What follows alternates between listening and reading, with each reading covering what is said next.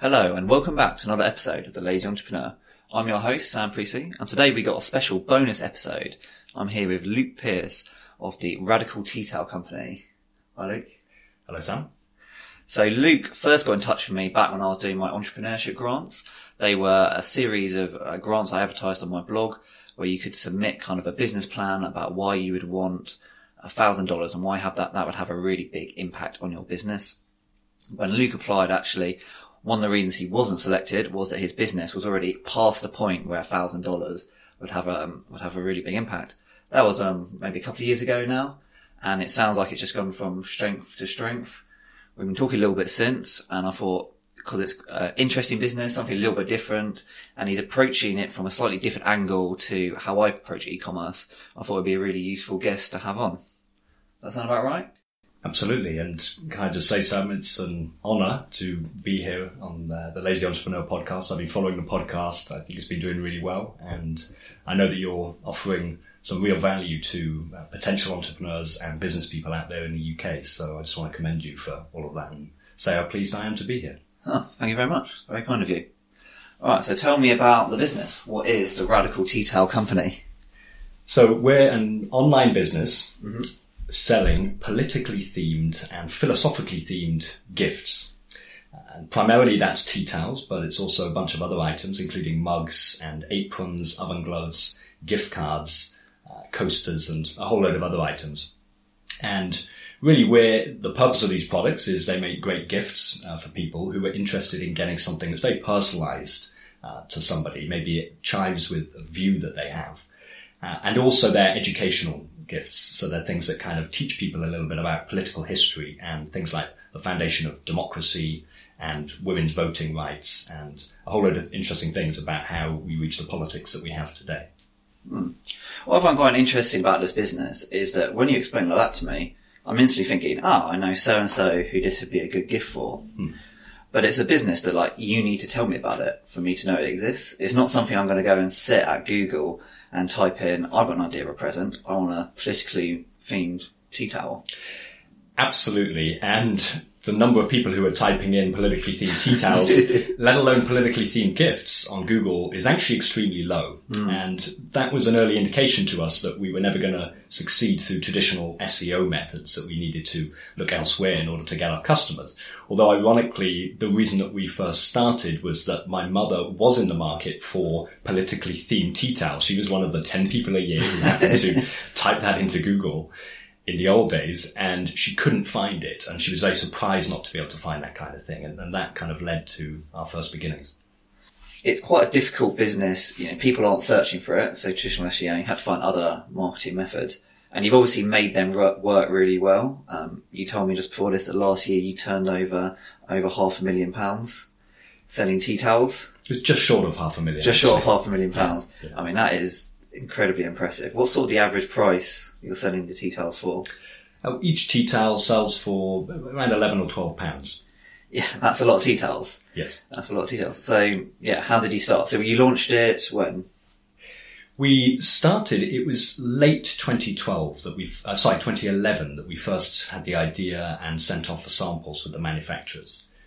But it was really only a few years later, I would say around 2014, that we started taking the business a lot more seriously and pushing a lot harder on some of the marketing channels. And that was around about the time that I left my previous job. And so that became a lot more viable. Awesome. So what are these marketing channels? Well, as I mentioned earlier, we realized that we were never going to get that much traction through something like Google if people are not already searching for your product. But we knew that we had something that surely there must be a bunch of people out there who would really be interested in this. And so we were kind of looking more at the general gift market, but also people interested in politics. And in the early days, we did somehow get a small mention in the Guardian Weekend magazine. And the story behind that is actually quite literally that a friend of mine wrote to them they used to have this column called the What You Like column, which sadly doesn't exist anymore. And he wrote to them and said, I've seen this great new online company selling tea towels and, here's what you can get. And they made that the number one spot in that week's What You Like column. Wow, awesome. And so we went from selling, one tea towel a week to maybe friends and family to all of a sudden selling out of all our stock over the space of a weekend from people clicking through from that mention. And that was the first indication to us that we had some kind of a business. But it was actually, you know, in order to have a sustainable business, you obviously need a marketing method or a promotion method that you can keep on coming back to. And really, it was later in 2012 that I first discovered the power of Facebook advertising and social media in general for getting our name out there.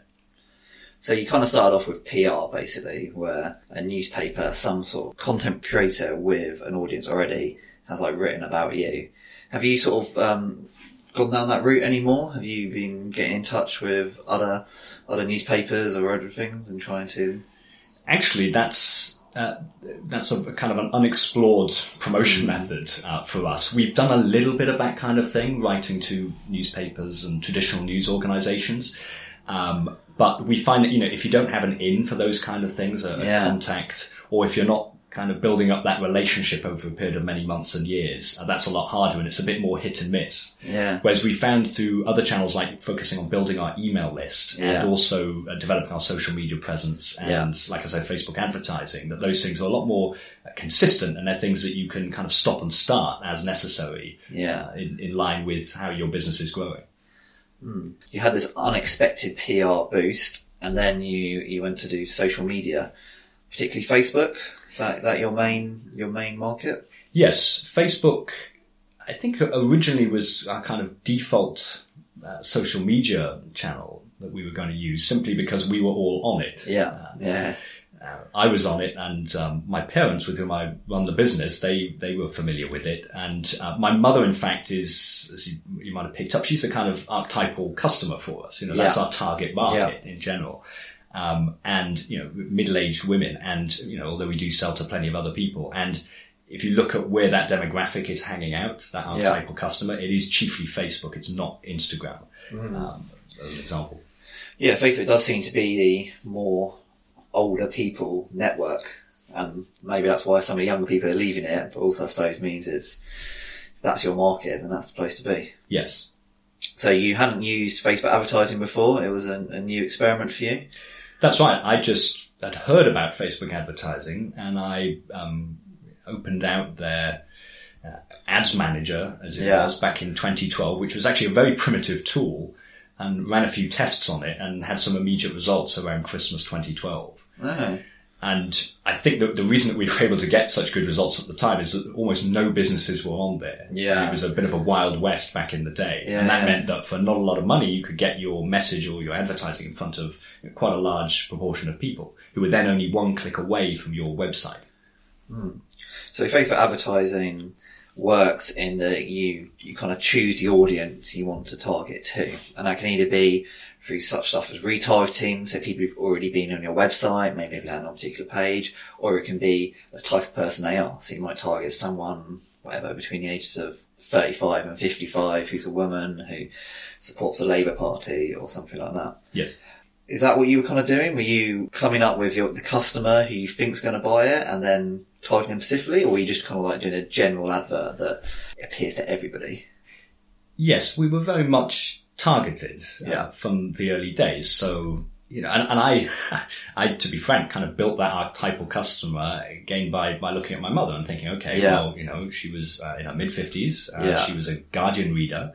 She was interested in, you know, certain political issues. And, you know, she lived in the UK. And so you can use Facebook to kind of target all those level of people.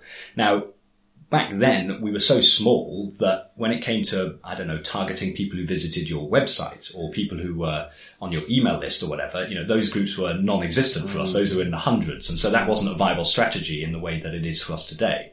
So back then, we were having to make some guesses and assumptions about who our audience were.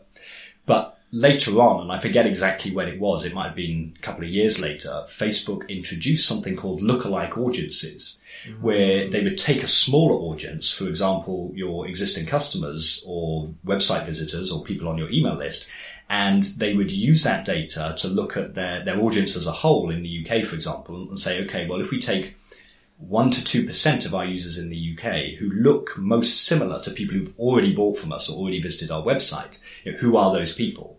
And then that gives you an audience to target of anywhere from 200,000 to 1 million people, which is a much bigger audience, but it's not just a general population audience. It's an audience that's very similar in terms of their interests and values and behavior to people who've already bought from you. And that's the real effectiveness, I think, of Facebook, is in getting your ads and the right messages in front of the right people, which is what their own users want, of course. Yeah, I mean, most people hate seeing adverts a lot of people don't like seeing adverts, but we particularly hate seeing adverts that have nothing to do with us, that are really boring for us. But we're actually a little bit more interested, if we're going to have to receive adverts anyway, we're more interested in receiving ads that are specifically targeted to us.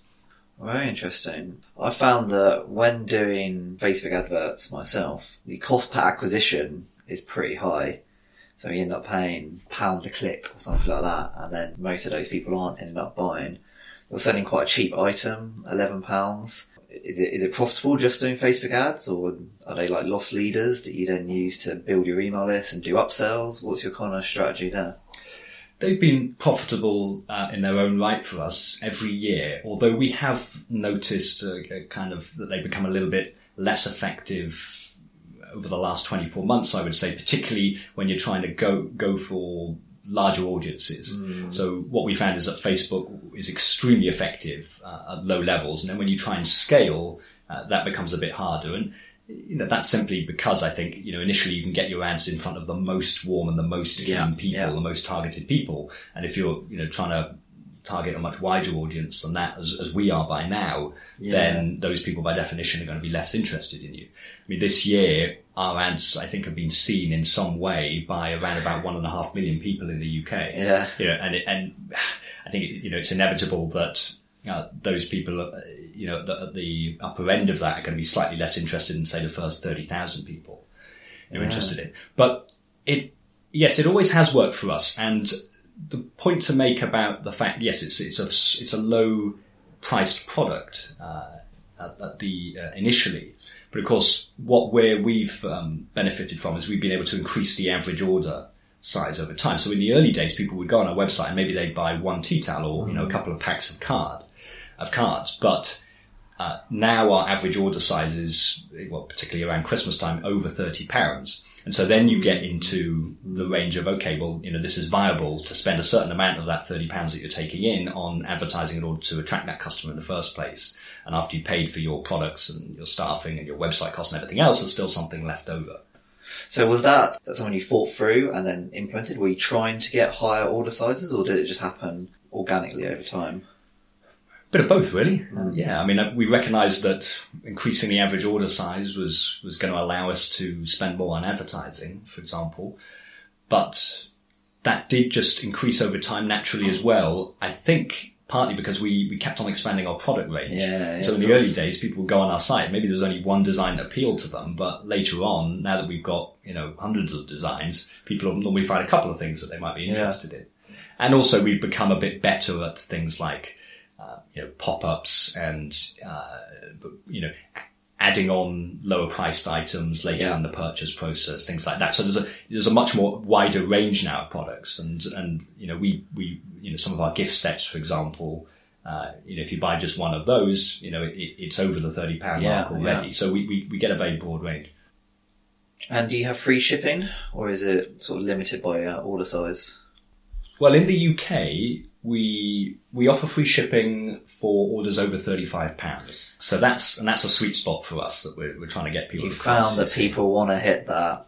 Perfect. Yes. So that, I think, also encourages people to push their orders into that kind of territory. Yeah. We have experimented with offering free shipping before, and there's no doubt that increases the conversion rate and people coming to your site and buying something. Yeah. But it does reduce your margin quite a bit and your average order size. In the US, actually, because we started a dedicated US website recently, which maybe we'll talk about later. There, we've actually offered free shipping right from the beginning. Mm-hmm. And that's partly because in the US, we're such an unknown quantity that we're just trying to get our name out right from the beginning. And if that means that we're barely breaking even in the early days just to get a bit of traction and a bit of, word of mouth following behind us, then we've been willing to do that. So we talked a little bit about how you're getting your customers. I assume you're pretty much solely selling on your own website? Yes, although we do, on the internet we only sell on our own website, but there are a number of brick and mortar stores around the UK, gift shops and what are known as radical bookshops out there, and even some more mainstream bookshops as well that do stock our products too. So the retailer arm of the business is something that we've developed. Awesome. I'd like to talk about that in a second too. Sure. Let's talk a little bit about how the actual business works behind the scenes. So it's you and your parents? That's right, yes. Yeah, we started the business together. And is it just the three of you working on it at the moment? No, we have other people who work for us. There's a friend of mine, Shaheen. He deals with all the customer service, for example, Nice. and manages our retailers as well. And we have various other freelancers who work for us, for example, on developing the website and dealing with technical matters. And also Pete, who writes a lot of our emails and kind of builds a relationship with our audience. And that's before you consider all the various outsource functions that we have. For example, we don't have our own warehouse, let's say. That's an outsourced function. We have a very close relationship with them and we're on first name terms with them, but they're not our own employees. The business then is, in terms of the sort of manufacturing and the warehousing and the distribution, post-packaging, all that. So is that side all completely outsourced? Yes. So the tea towels and the other products get shipped from our manufacturers to the warehouse. Orders come in online and they're picked up by the warehouse computer, and then those orders are packed and shipped out directly to the customer. And we'll be able to log in on our website and see these orders coming in, but in most cases it doesn't require a kind of manual intervention from us unless we get customer queries or that kind of thing. Yeah, so you've effectively got what could be a totally hands-off funnel, I suppose, where you put ad money into Facebook, traffic then comes to your website, and then someone buys something that automatically then gets sent to the warehouse, which then automatically picks it out, puts it in something and sends it off to the customer. Yes. And I think it's, having that process, being able to work with a bunch of other companies who are actually much better at a particular function than we are, like, actually making the products, having them in the warehouse, packing them up, sending them out, and then, getting people in to write for us and to help us out with specific functions. I think that's all part of running a business, isn't it? Recognizing your own weaknesses and what you can't do and what you're much better actually, paying someone else to do for you. But for sure, yeah. I wouldn't necessarily describe it as entirely hands off, in the sense that those other functions you mentioned about, for example, running Facebook ads and, things like product development and design and, dealing with finances and things like that. A lot of that we still do ourselves. And that obviously still takes a lot of time at the moment. So it's not, I want to get away from the idea that people set up businesses and then they have nothing to do with it. Cause that's not been our experience so far, even though it, could be down the way. We're always looking for ways to automate more of the production functions, but there's a lot of hard work involved as well. Yes, definitely. So what you've basically done is you've automated the stuff which would be a bottleneck to kind of the important things. Yes. So if you had to be sitting there all day ironing on designs onto tea towels or going down the post office and putting stuff in, that meant you couldn't be doing the stuff which is kind of more important for your time, such as thinking up new marketing strategies, coming up with new designs, that kind of stuff. Yeah, absolutely. Yeah, I think that's the way to do it as well.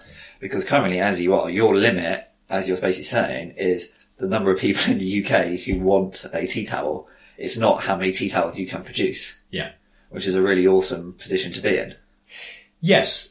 One thing I didn't mention before that is perhaps worth noticing as well is that actually we're not just about tea towels by now. And in the early days, and our name is the Radical Tea Towel Company, and in the early days that is our flagship product still. Yes, but actually as of this year, it's actually, I think, less now than 50% of what we sell.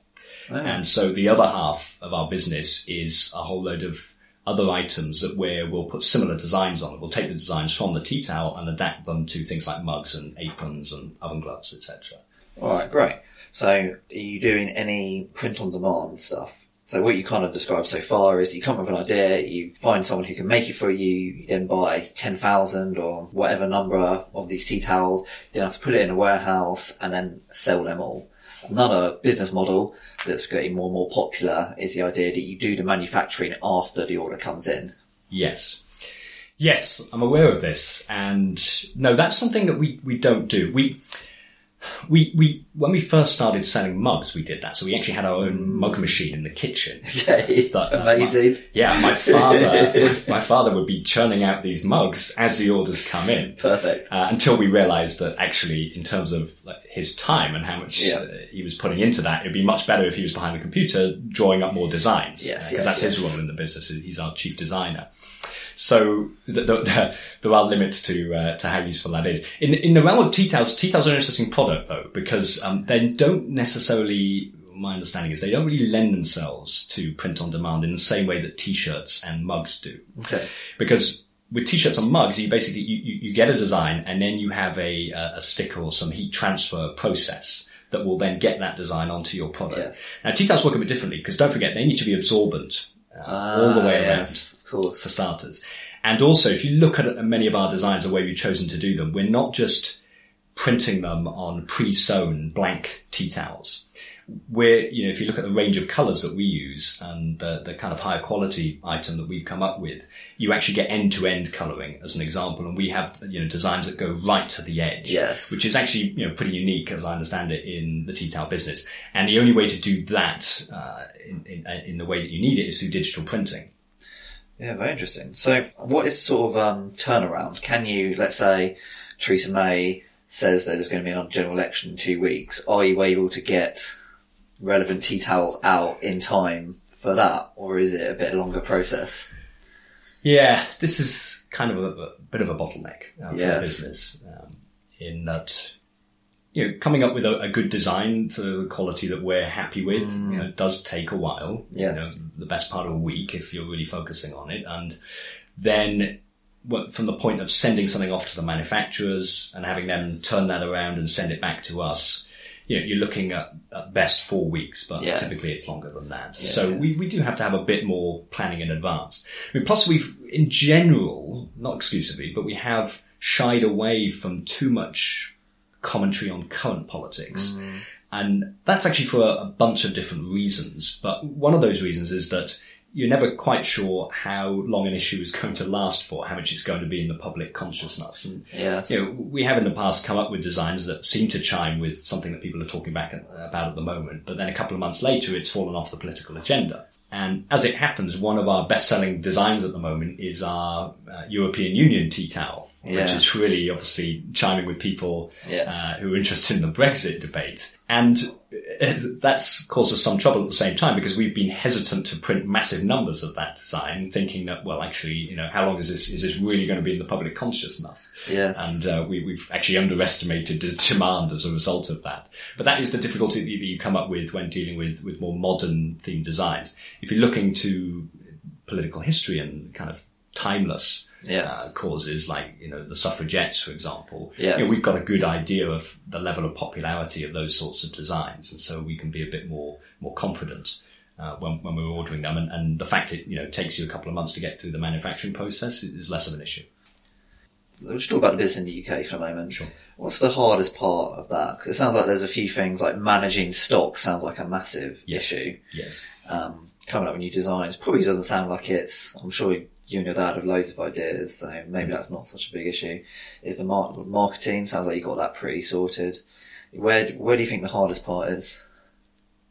The biggest challenge really has been our own confidence, to be frank, and the self-belief that we had a business that could be a lot bigger than we perhaps realised or had the confidence in ourselves. And, if I could go back 5 years and speak to myself then, I would be saying to myself, look, this business can be a lot bigger than it is at the moment, and stop thinking in terms of, well, how big is the market, or, what's the limit, or would Americans really like this as much as British people, and get out there and scale as quickly as you possibly can.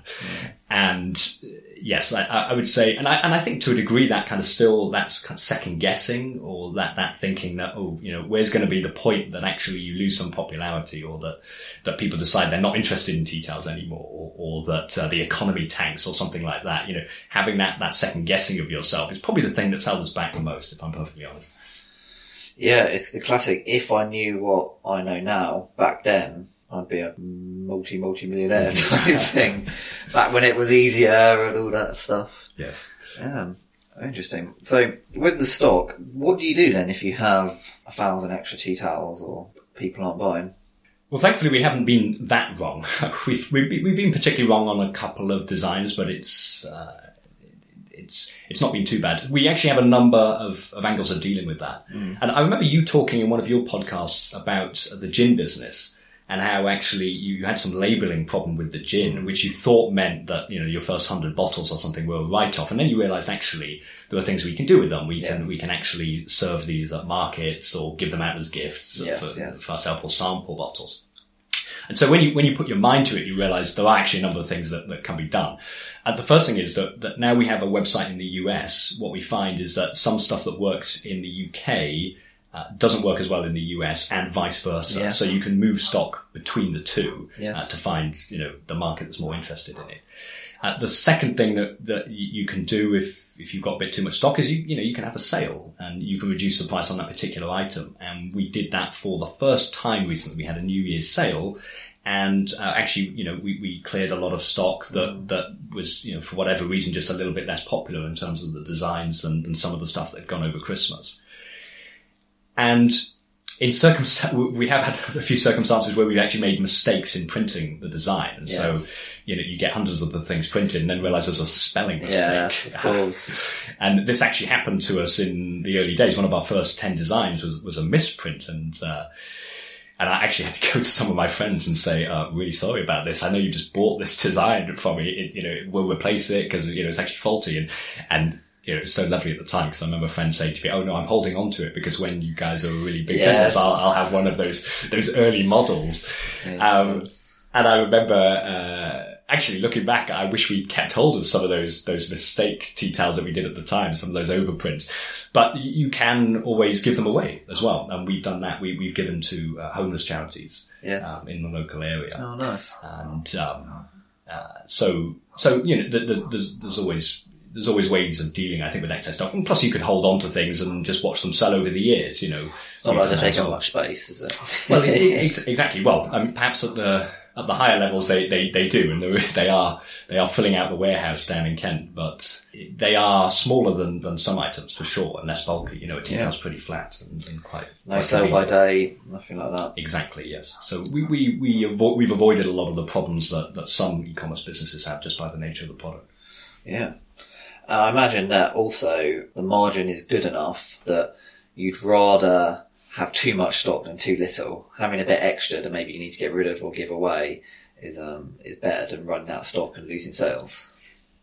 Yes and no, in the sense that it is extremely frustrating to not be able to meet demand when you've got customers emailing you saying, I really want this design, when's it going to be back in stock? And you have to apply and tell them actually not till after Christmas. That is very annoying, because you haven't satisfied them, you've missed an opportunity for the sale.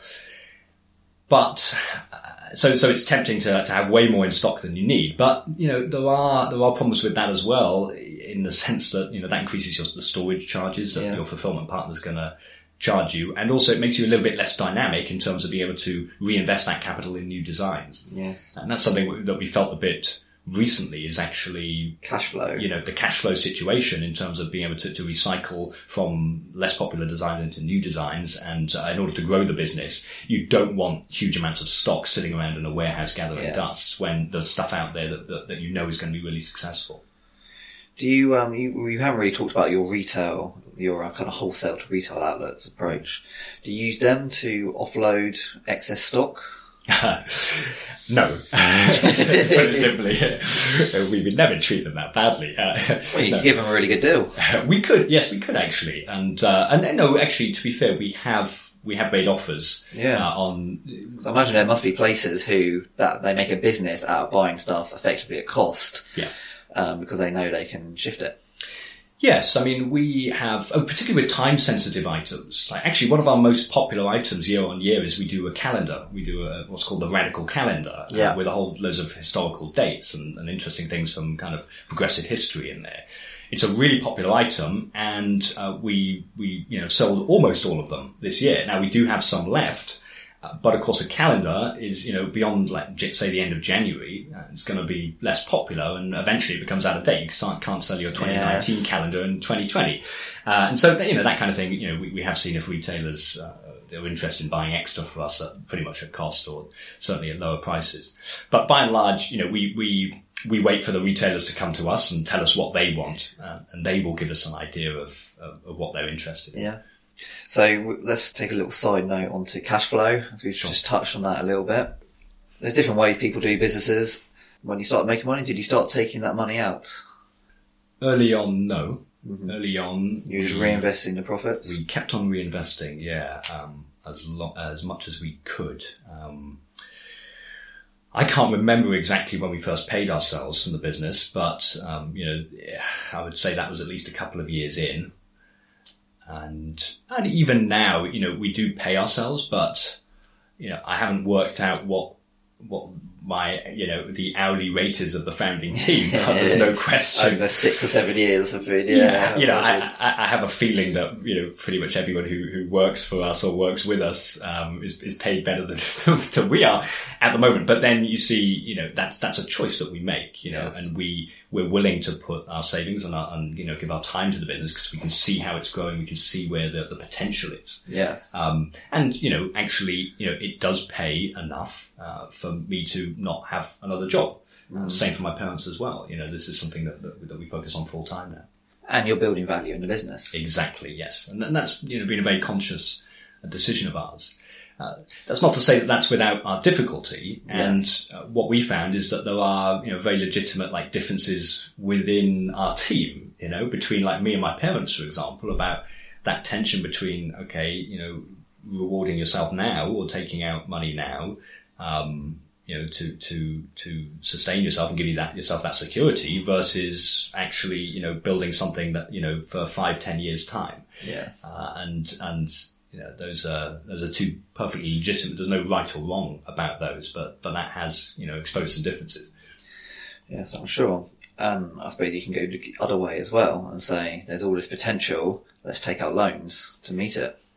Yes, exactly. And interesting you should say that because 2019 is the first year that we're going to be doing that. Okay. So far we have grown and sustained ourselves entirely through reinvesting profits and lending our own funds to the business. This year will be the first time that we borrow money. And so, yes, that's the main focus on my mind right now is exploring all the different avenues of doing that. Yes, awesome. And is that for the international expansion? Yeah, that's chiefly going to be for buying stock that we're going to be shipping out from the UK because most of our stuff is made in the UK, awesome. Shipping out from the UK to the US, but also for growth in the UK as well. So just before we started, you told me a little story that you kind of hopped on a plane to the US for a few months without really any plan to like set up a business there. And I had loads of questions, but I thought let's wait till we're doing the podcast to find out more. So tell me a bit about that. Yes, well, after we started getting some traction in the UK and we realized, okay, well, we've got a viable business here. I always had the idea of going to America in the back of my mind. Just because, well, they speak English, and so the product in theory is translatable, and you've got a 6 times bigger market over there. But on top of that, we used to get, and we still get, emails from people abroad saying, and in this case particularly America, saying, I wish you guys had a presence in America. We really need you right now. And people would say things like, our country's politics is in such a mess. We need your messages. But also we just, this gift would be perfect for so-and-so. I just don't want to pay the £20 shipping charge for shipping it over from the UK and waiting 2 weeks. So those were early hints that we had something that was potentially viable in the US.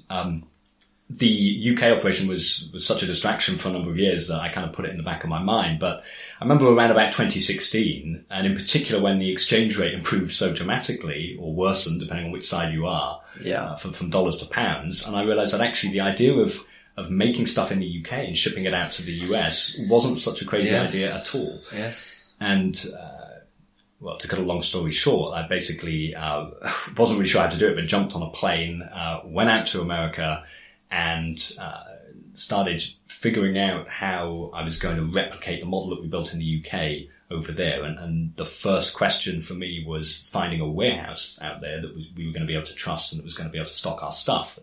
And then there were things like, okay, well, building a dedicated US website and, shipping out the stock and testing everything really to see what the impact would be.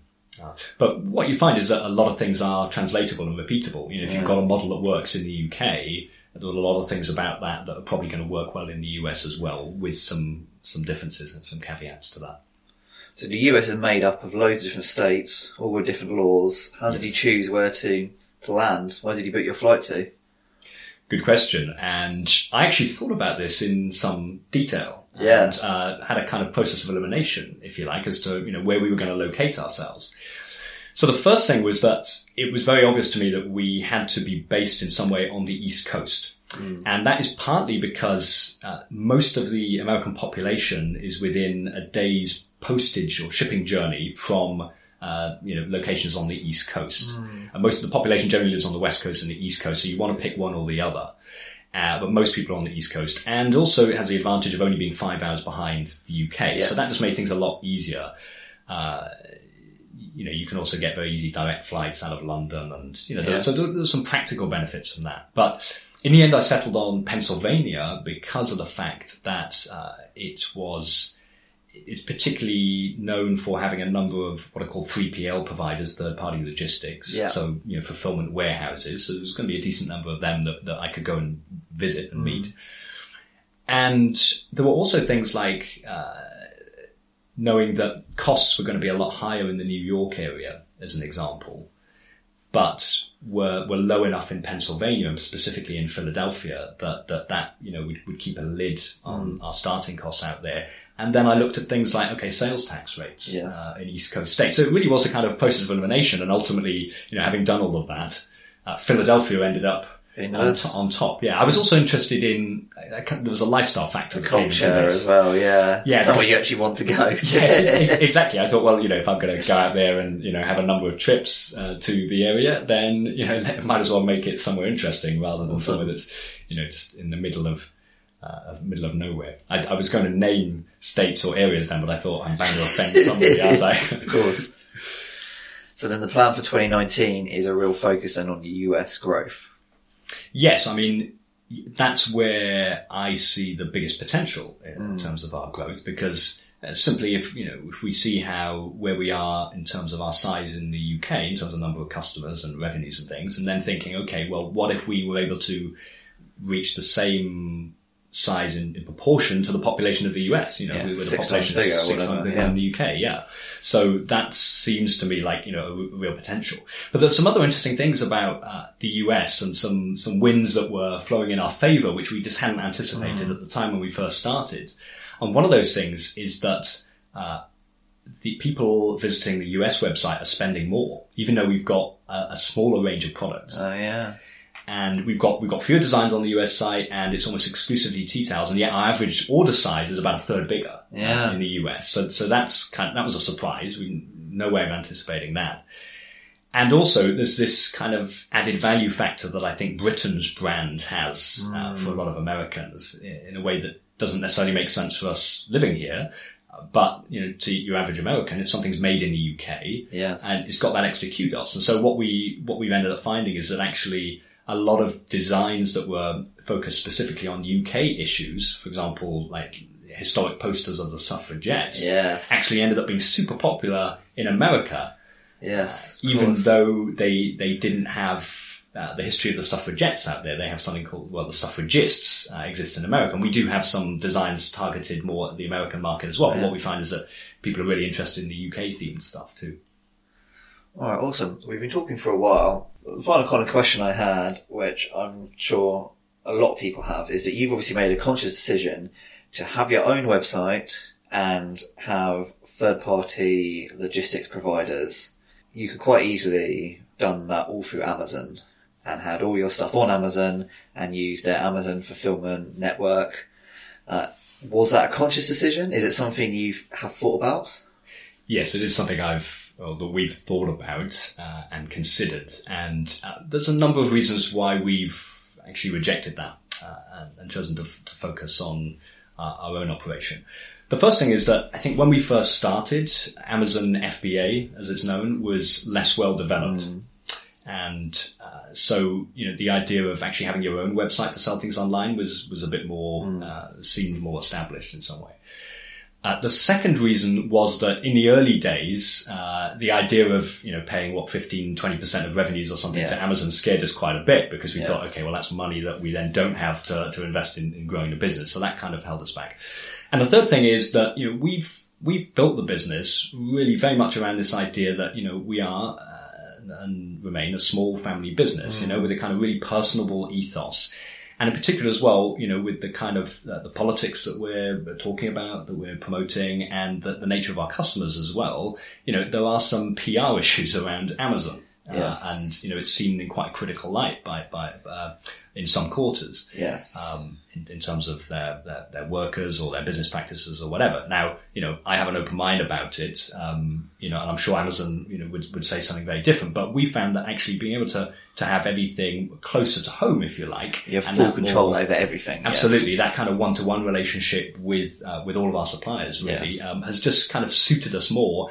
And it made it somehow I think a more comfortable step, being able to pick up the phone, for example, to the manager of the warehouse that works to us, because they're a small business as well. And that I think gave us some confidence in the early days. And I think, we've enjoyed that part of the business, I think, and that's the plan to stick with it. But there is one final reason, I think, why we stayed away from Amazon and eBay for that matter, is that I think those are great platforms for people who already know what they're looking for. They're looking for a table tennis bat, for example. They're going to type in table tennis bat, and no doubt if they do that in the UK, you're going to be the number one result. But as we already mentioned, very few people are searching specifically for politically themed tea towels. And if they are, they go to Google and we are number one. So I think there are, and I know people talk about being able to reach a new set of customers specifically through Amazon. But I think because of the nature of our business specifically, the benefits to us might be slightly less than they would be for other products where there's a lot more direct competition or people understand the product a bit quicker. So for all those reasons, we have stayed away from Amazon. Have you had any trouble with people copying your designs or even reselling them on Amazon or eBay or anywhere like that? I think I have seen some of our designs on those platforms, but it's a very small scale thing where somebody has maybe just, they got an item they didn't want or something like that, as a gift, and so they're selling an unwanted gift. I don't think there's been, not that we're aware of, I don't think there's been any direct copying. We are alert to that. But what we have seen definitely since we started, and this is interesting actually, is we have seen other people start selling their versions of political tea towels. And in fact, the Labour Party is now one of our competitors. They started doing the same. And that was after we'd started. And I think, there's maybe a bit of healthy rivalry there. I mean, we're really flattered by the fact that they decided they like the idea enough. To be frank, yes. And I suppose you're the one coming up on Google first because you've been there longer. Yes. Awesome. All right. Well, I think we'll leave that there. That was really interesting. Thank you very much. No problem.